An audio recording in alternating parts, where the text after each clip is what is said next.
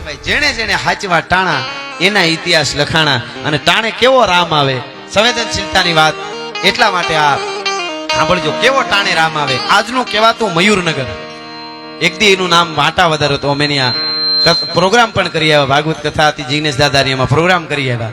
નાનકડી વાત, બાપુ રામ આવી જાય એટલે રામ આવે ત્યારે શું થાય એના માટે ઈ મયુરનગર આજનું. અને ઈ બ્રાહ્મણી નદી એક વખતનું વાટાવદર નામ હતું એનું. અને 18 વર્ષની રૂપના આભરણ જેવી આયરની દીકરી પાણીની હેલ ભરવા ગઈ નદીમાં, અને પાણીની હેલ ભરીને પાછી વળી. એવું રૂપના આભરણ જેવી પરી જેવી દીકરી, હામ કામને ત્રાઠી રગલી હોય, એવા નેણ હોય, હુલંબી કોઈ કાચની પૂતળી હોય, ભાદરવાનો જેને કહેવાય તડકો હોય, જૂની વાડીનો ભડકો હોય, રાણીનો કોળંબો હોય, ઉગતો આંબો હોય, ઉગમણો વાવાય તો આથમણી નમે, ઓતરાદો વાવાય તો દખણાથી નમે, ચારે દસુના વાવાય ભાંગીને ભૂકો થઈ જાય. થોડી થોડી માટીની ઘડેલી પૂતળી હોય એવી એ રામબાઈ આયરની દીકરી પાણીની હેલ ભરીને પાછી વળી.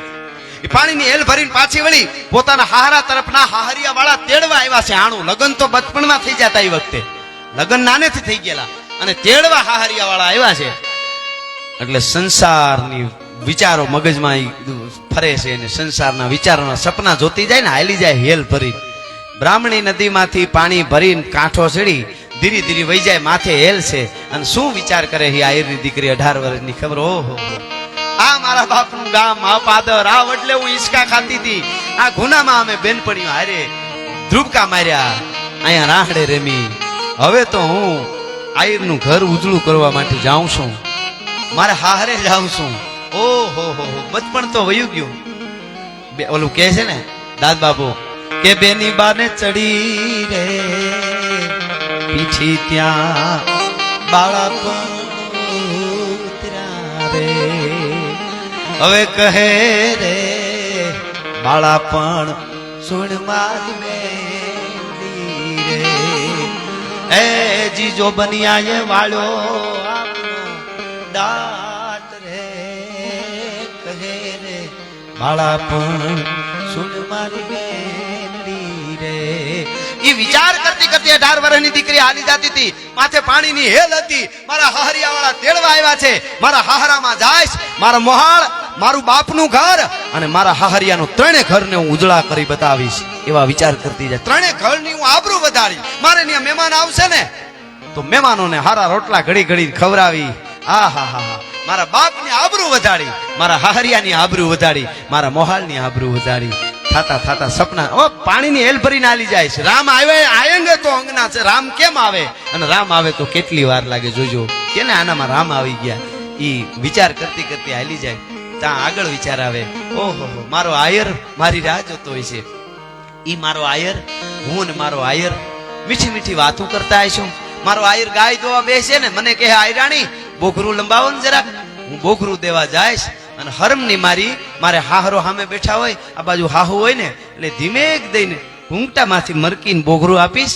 આયર બોઘરું લઈ લે હે, એમ કરીને સપના જોતી જાય. પછી ઓહો હો, પછી મારે સાંભળજો, હવે મજા આવશે આ વાતની. એક ગોપાળાનંદ બાપુની દિવ્ય ચેતના અહીંયા કામ કરે છે, એના સાનિધ્યમાં, સંતોના સાનિધ્યમાં બેઠા છે. એટલા માટે આ પરંપરાની વાતો, પછી બિલખાવાળી વાત તો હું કરીશ, પણ આ વચ્ચે વાત રામ આયેગી એટલા માટે ઈ જોતી જાય છે કે ઈ મારો આયર મને આયરાણી આયરાણી કહીને બોલાવતો હોય છે.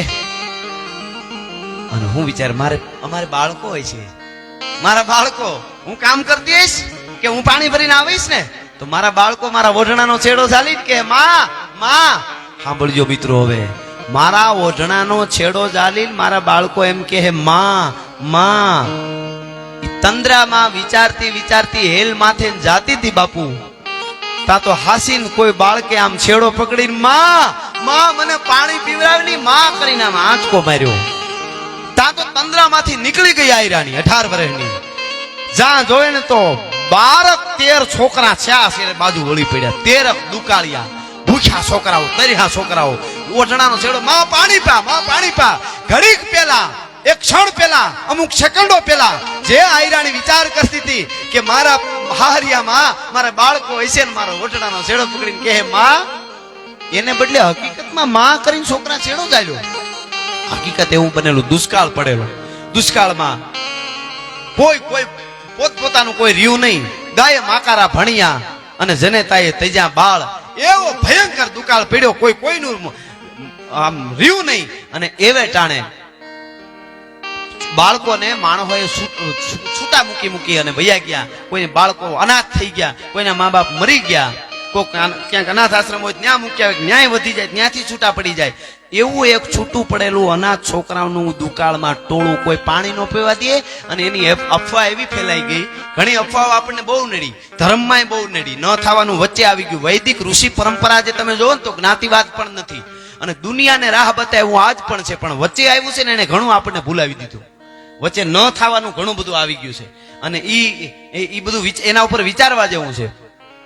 ખેર હું મૂળ વાત ઉપર આવી જાઉં, એના ઉપર ઘણી બધી વાતો થાય. ઈ દુકાળિયા ટોળું નામ પડી ગયું. કોઈ ગામમાં જાય ને તો પાણા મારીને બહાર પાછા ગામમાંથી કાઢી મૂકે કે અમારા ગામમાં આવતા ને બાળકો, તમે દુકાળી આવો ને તો અમારા કુવાના તળ વયા જાય. એવી કઈક માન્યતા, ખોટી માન્યતા ઠોકી બેહરેલી કોકે. એટલે કીધું કે આવતા નહીં, ઘડીક રહેવા દે, પાણી જરૂર ન હોય તો ઘડીક રહેવા દેવા. હવે આપણે હમણાં આપણો જે સમય છે એને અડધી કલાક જ રહી છે. હા, એટલે વાહ વાહ, સરસ. આવી રીતે આમ મોતીના દાણાની જેમ બધા ધીરે ધીરે શબ્દોને વીણે છે એટલે મને મજા આવે છે, શાંતિથી સાંભળે. આપણી ધરતી છે ને એટલે મને આ વાત ઉગે છે, એટલા માટે હું કહું છું. ગોપાળાનંદ બાપુની દિવ્ય ચેતના પણ રાજી થાય પરંપરાની એકાદી આવી વાત થાય તો, સંત પરંપરાની. એટલા માટે ઈ દુકાળિયા નામ પડી ગયું ટોળાનું. માં પાણી પા મીંડાઈ દુકાળિયા છેડા ખેંચવા રામબાઈના, આ આયરની દીકરીના. એમાં ગામને ખબર પડી, કોક ગામના મુખીને કહી દીધું કે રામબાઈ માથેથી આમ હેલ હતી ને, એ માથેલો ઘડો જે હતો એ લઈને આમ પાણી પીવા જાય. કોકે કહી દીધું કે રામબાઈ દુકાળિયાને પાણી પાય છે, આપણા કુવાના તળ વયા જાય. મુખી હળી કાઢીને આવ્યો ગામના પાદરમાં, માણસ ભેળા થઈ ગયા. એ રામબાઈ એને પાણી નો પાતી, એ રામબાઈ દુકાળિયા છે, આપણા કુવાના પાણી વયા જાય, રામબાઈ રેવા દે.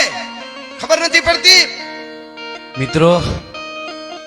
ઘડીક પેલા સંસારના સપના જોવા વાળી 18 વર્ષની આયરની દીકરી, હું કહું છું આજે જેને શરીરની કિંમત શું છે એ દીકરીઓને અમુકને ખબર નથી અને અંગ પ્રદર્શન કરે છે ને, એટલા માટે આ વાતો મારે કહેવી પડે છે કે ભારતની આરી નારીના શરીરની શક્તિ કેવી છે. શક્તિ, નારી શક્તિ, એનું શરીર છે એ મહાપુરુષોને જન્મ પણ આપી શકે છે અને એનું શરીર છે ભજનના માટે પણ વળી શકે જો ધારે તો. એટલા માટે આ વાત 18 વર્ષની રૂપના આભરણ જેવી દીકરી, પુરુષ જેવા જેના તેજ હતા, ઈ ઘડીક પેલા સંસારના મારો આયર ને મારો આયરનું, મારો હાહરું, ઈ આંગણું, ઈ ગાયું, ઈ ફલાણું, ઈ જે વિચારતી હતી, ઈ ઘડીક પછી ઘડો લઈને પાણી પીવરાવા માંડીને મુખીએ કીધું કે રામબાઈ ગાંડી થઈ ગઈ બેટા, નથી સમજતી, દુકાળિયાને પાણી નો પાવાય, કુવાના તળ વયા જાય.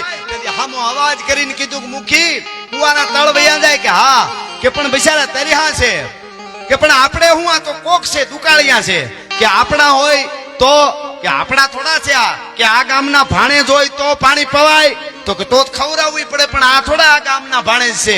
રામબાઈએ કીધું આજથી આ બધા મારા બાળકોને હું આની માં છું, એટલે હવે આ ગામના ભાણિયા કહેવાય બધા, હવે આને પાણી પાવું પડે ને ખવડાવવી પડે. અને મંડી પાણી પીવરાવા આખું ટોળું વાહે. અને ઈ કહેવાય છે કે આયરને પોતાનું બાપનું જે આંગણું હતું એના ઘરે આવે જહા ચાવડા નામનો આયર, પોતાની એની દીકરી રામબાઈ. આજ મયુરનગર છે, કોક દીક જાવ તો જાજો ને, ઈ વાંટાવદર કહેવાતું હતું ઈ વખતે. અને ઈ જહા ચાવડાના ફળિયામાં રામબાઈ આવી, પણ ઈ વખતની મર્યાદા એવી હતી ઘૂંટામાં આવવું જોઈએ, હાહરિયા વાળા તેડવા આવ્યા હોય તો. એને બદલે ખુલ્લું મોઢું, વાહે ટોળું દુકાળિયા છોકરાઓનું, અનાથોનું ટોળું, અને માથે હેલના આવતી હતી. બાપ ઉભો થઈ ગયો, હાય હાય, આ દીકરીએ મારું મોત બગાડ્યું. રામબાઈ ગાંડી થઈ ગયા, શું છે મિત્રો? નજરે જોનારા એમ ઘણી વસ્તુ એવી છે કે આપણને ન દેખાય એટલે દુનિયામાં કાંઈ ન હોય એવું ન માની લેવાય. આજે ટેકનોલોજી અમુક નથી આવી, હજી ખૂબ આવી ગઈ, છતાંય ઘણી નથી આવી. જે 50 વર્ષ પછી હશે એ આના કરતા કેટલા ગણી વધારે હશે. એનો અર્થ આજે નથી તો આપણે ન કહીએ 10 વર્ષ પછી આવું નહીં થાય. એમ નજરે જોવા વાળા જોયું ને, રામબાઈ ગાંડી થઈ ગઈ, માથે તો ઓઢ, ઘૂંઘટો કેમ નથી તાણ્યો એમ કેવા માંડ્યા ને. તો રામબાઈ નું બેડું જે માથે હતું ને પાણીનું, એ માથાથી વેતે ઊંચું બેડું આવતું હતું, રામબાઈ હાલી આવતી હતી. રામ રામ રામ રામ રામ રામ આएंगे તો અંગના સજાएंगे. એ રામ આવી ગયો રામબાઈ માં જાણે, અને એ જાગી ગઈ અને દુકાળિયાને લઈ સફેદ વસ્ત્રો પહેરી અને તેથી નીકળી ગઈ હતી. બોલવા વાળાએ ખૂબ બોલ્યું હતું કે આવા કામ કરે છે, ખરાબ કામ કરે છે, આ બગડીને ધૂળ થઈ ગઈ, ડાકણ બની ગઈ છે, ધતિંગ છે બધા, એ તો કે હારા નીકળે એને જ બધા કે, એને જ મેં કીધું એમ દૂધનું ધ્યાન રાખવું પડે, હેઠવાડને કોઈ બગાડી શકતું જ નથી. અને ગામ છોડવું પડ્યું. રામબાઈ ને બોલવાળા ન બોલવાળા બોલ્યા અને છેલ્લે વવાણિયાની માલિકોર આવી અને એને ભેખ ધારણ કર્યો.